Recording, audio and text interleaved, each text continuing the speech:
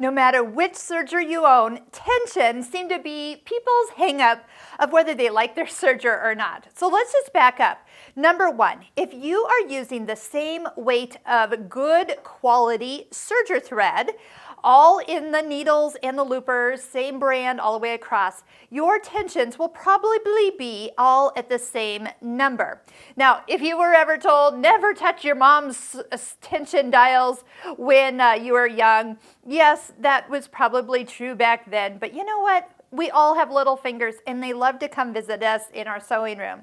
So if you sit down at your serger and you find that your numbers are all over the place and somebody had helped you out a little bit, it's okay, you just put them back to the numbers that you started with. Most sergers have some type of middle range, and I always start with that middle number. Again, tensions are usually not the thing that I change very much when I'm working with a standard 4-thread overlocked edge. That should be all the same tensions.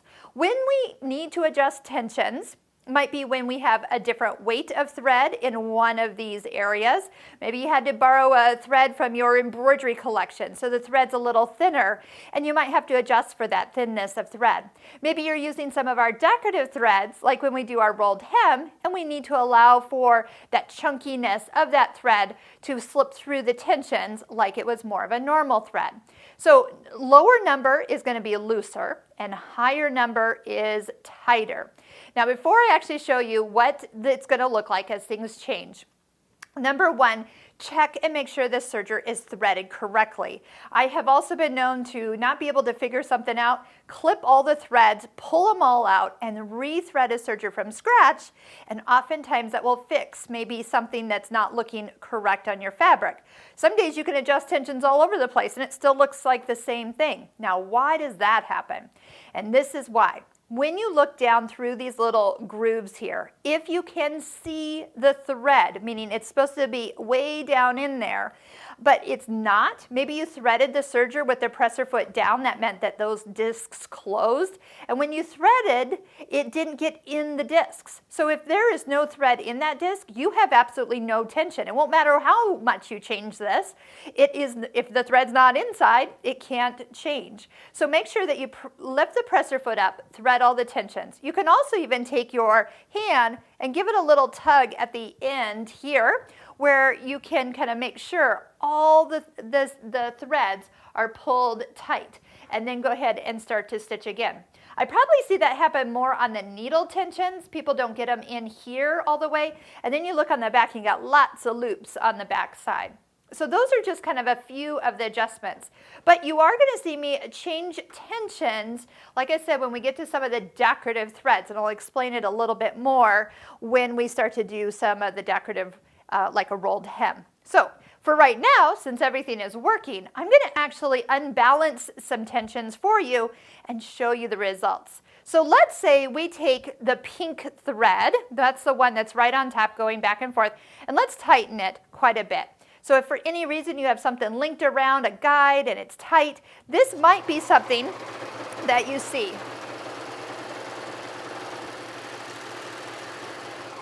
So because we made the pink tighter, you can barely see that the lower looper thread has been pulled up and over the edge. So my question to you, is there anything wrong with this seam? There's actually not, because the needles are still holding that together. Now you might not even notice that was kind of pulled if these were all the same color. That's why we do these kind of test samples with different colors in each area so you can see what actually changes. So I'm going to go ahead and put this back, but then we're going to go the opposite way. We could actually put it all the way back and then go even looser. So what would happen if we go looser? The lower looper now becomes tighter. So this is just going to pull it over to the opposite side.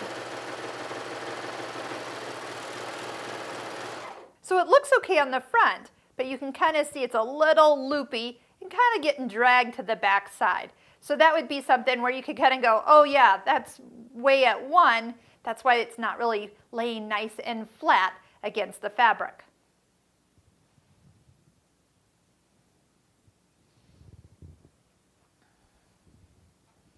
Let's put that one back to normal, and let's tighten up the lower looper this time. Let's see what it does.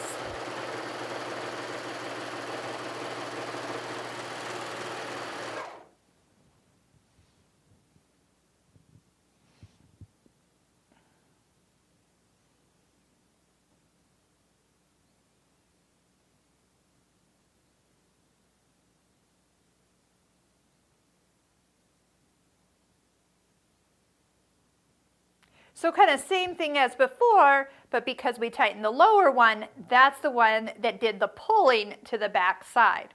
Now let's just go ahead and I'll put that back and let's do the needles. I want to show you what and how this looks when those tensions aren't threaded correctly.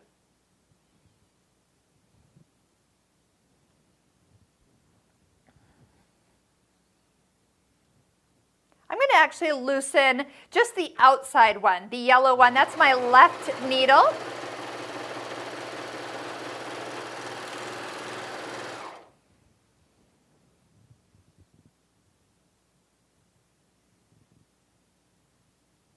So again, everything looks good on the front, but on the back, look at those yellow loops.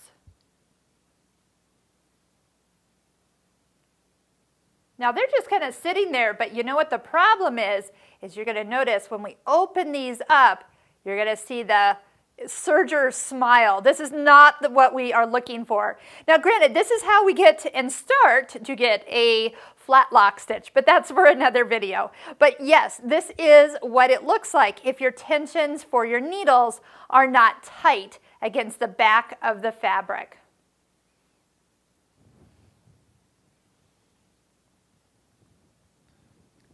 So make sure you can't see any thread down through those grooves. We'll put our tensions back to normal and we should have a regular stitch fixed up perfectly.